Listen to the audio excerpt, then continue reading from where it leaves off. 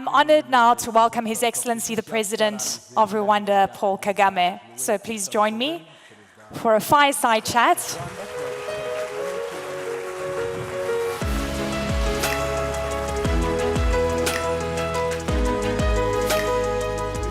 Mr. President, an honor. Thank you, sir. Please take a seat. Fantastic to be back.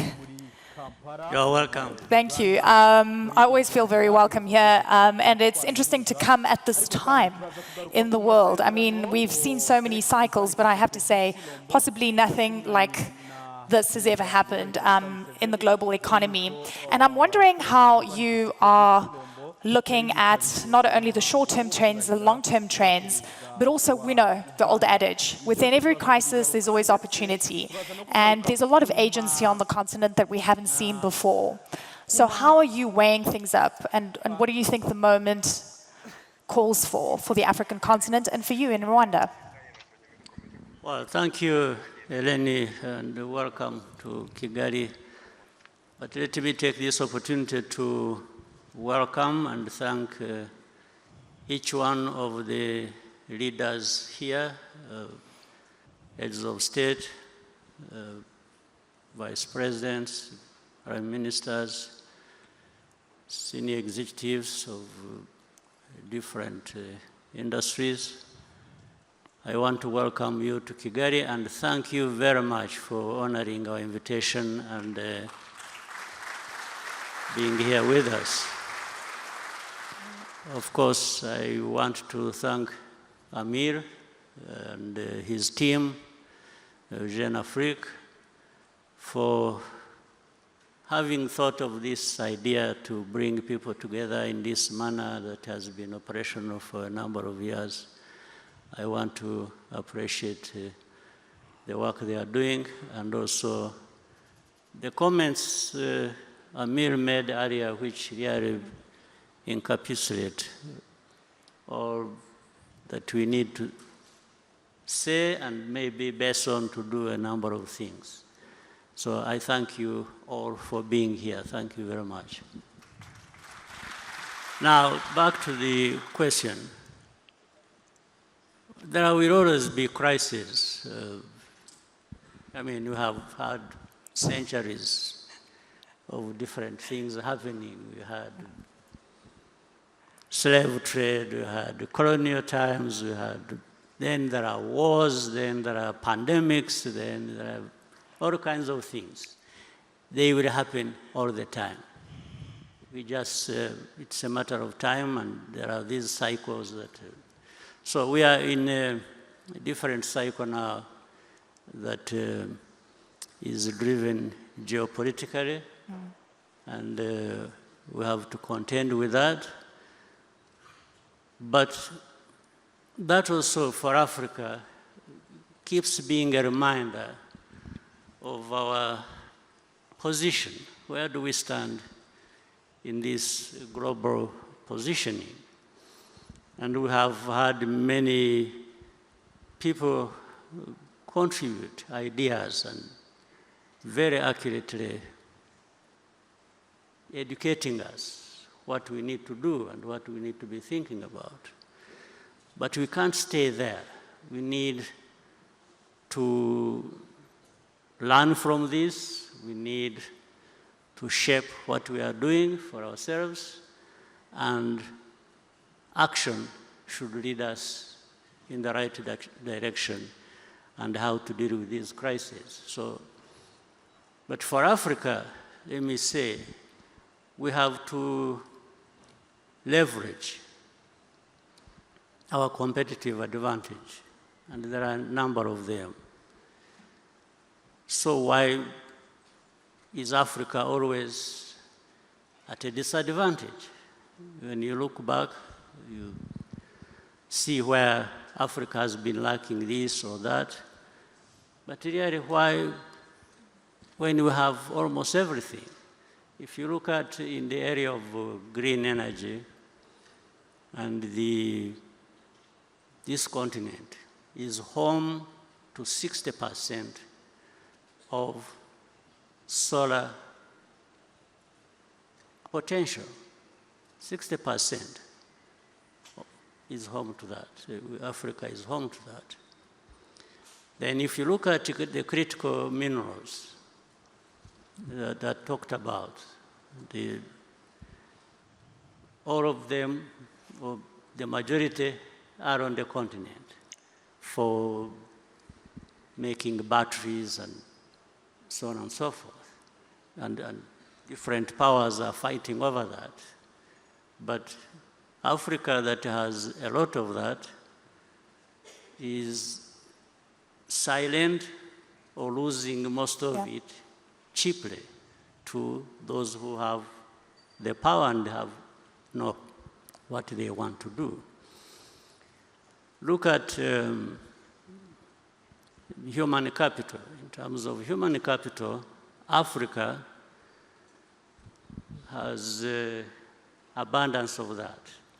In fact, whether maybe by now already or in a few years to come, Africa will be having the largest middle class in the world. So how can we have these resources? And then we are here wondering how to overcome some of the challenges that are brought by the geopolitics that we talk about, or the crises that we see happening in every. So we need to come together and do something about it. It's doing something about it. The rest we know. And Amir earlier on was talking about what we lose by not doing a number of things. I think we lose a lot more even by not doing what we have to do. And it's a really important point. It's time of action. And I have to say, you know, when you mentioned pandemics, there was a wake-up call, and we've seen so much shift and change. But, you know, watching what's been going on with the way African leaders have been approaching bad deals that are getting on their table. I mean, Zimbabwe, Zambia, as well as Ghana, saying no to mineral deals because it was about extraction in return for healthcare programs and so forth. And frankly, I'm sure a lot of you in the room know that you've been very vocal about the kind of bullying tactics, the coercive tactics that have been used by the West, specifically the US. And at this point in time, we know that Africa is still being viewed as a place where people can extract. But African leaders are saying no. Also threats about sanctions consistently, not only against African nations, but other countries. Rwanda yourselves are dealing with US sanctions since March this year with the issue regarding the DRC. Take me through how you're dealing with this new geopolitical tension where there's a belief that might is right and the big can control, you know, everyone else. Well, it's a crisis in a sense, but brought about by the same thing, Africa not leveraging our capacity, our potential, our, you know, energy of the people of our continent is just locked out there.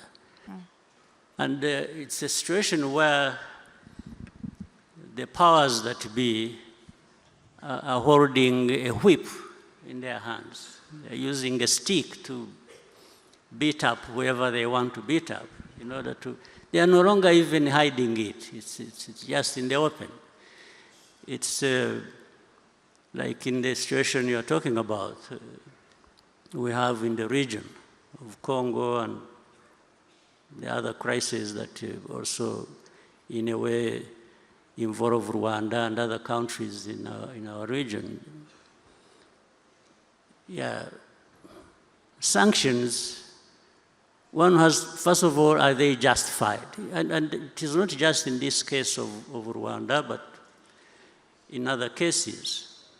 Sometimes sanctions are just applied in a case of